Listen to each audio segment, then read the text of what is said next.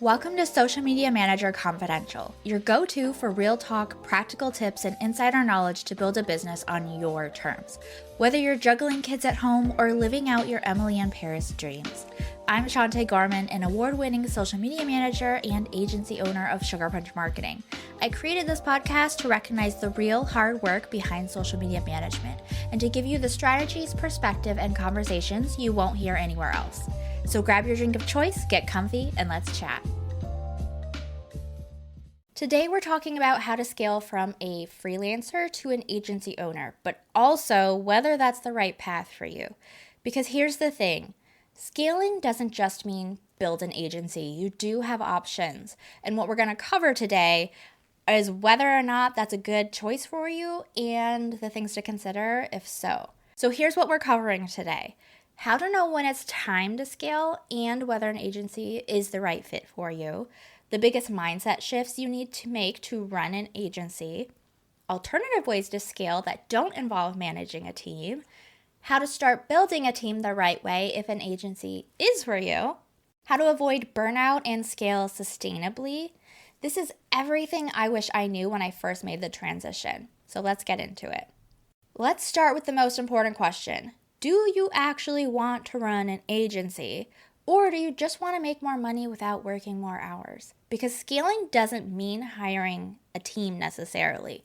There are other ways to grow your income without becoming a full-fledged agency owner.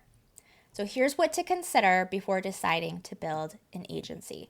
Do you enjoy managing people? Running an agency isn't just about strategy, it's about leading, hiring, and managing a team. You'll spend less time on social media and more time on operations, client relationships, and team development. Do you want predictable, recurring revenue? Agencies are great for long-term retainers and stable income, but they do come with higher overhead and responsibility for managing and paying all of those people on your team. Are you willing to step out of execution and into leadership? Agency owners don't do all the work, they delegate everything. If you love being hands-on and creating content yourself, writing captions yourself, an agency might not be the right move for you.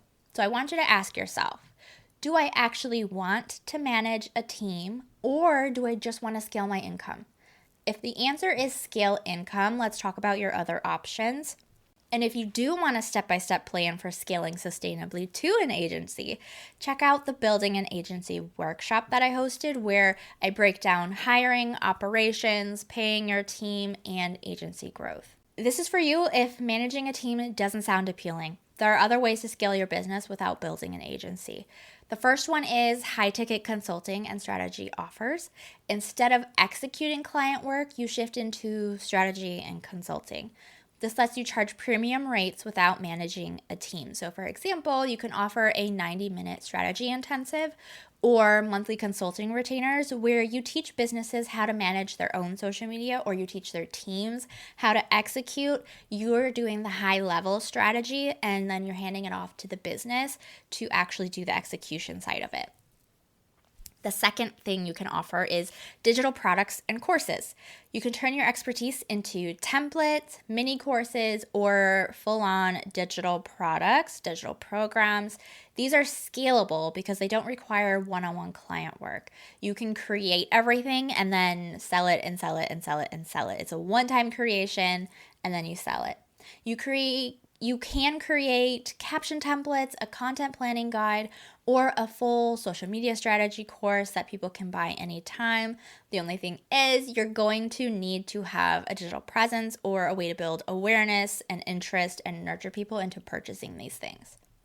Number 3 is memberships and group programs. So instead of working one-on-one, you can create a community where people pay monthly for coaching, training, or resources. It is a lower price point typically than working one-on-one with someone, but that does mean it's also easier to sell because it's more accessible. Memberships do require ongoing content and engagement though, so it's not anything that's like set it and forget it. It's still going to require regular work happening. So for example, you could launch a membership where small business owners get access to content ideas, social media audits, live Q&A calls each month.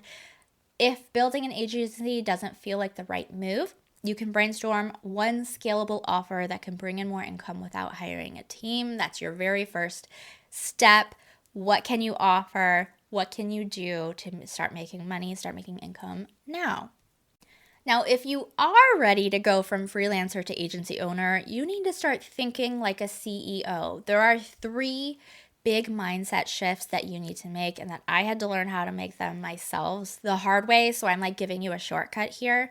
Number 1, you're no longer just a service provider. You're a business owner. You're not just running social media for someone. You are now running a full-on company. This means building systems, managing people, and handling client relationships at scale.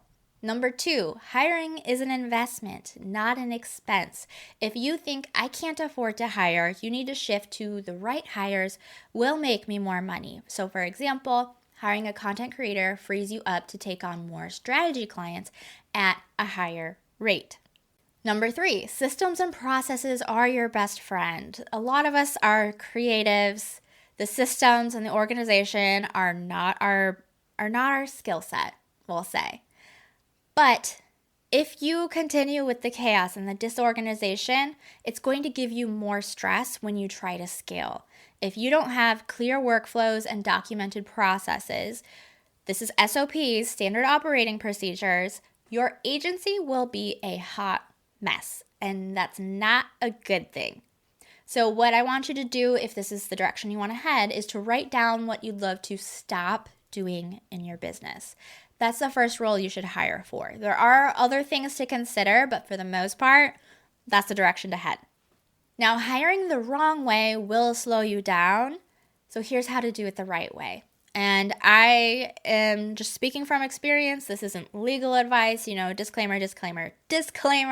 I am in the States, I'm in Illinois, and the decisions that I've made have to do with those things. So take this information with a grain of salt. Start with hiring contractors, not full-time employees. You can test specialized contractors first, like a content creator, an account manager, a copywriter. Start one role at a time before committing to full-time staff. Build your team slowly and sustainably.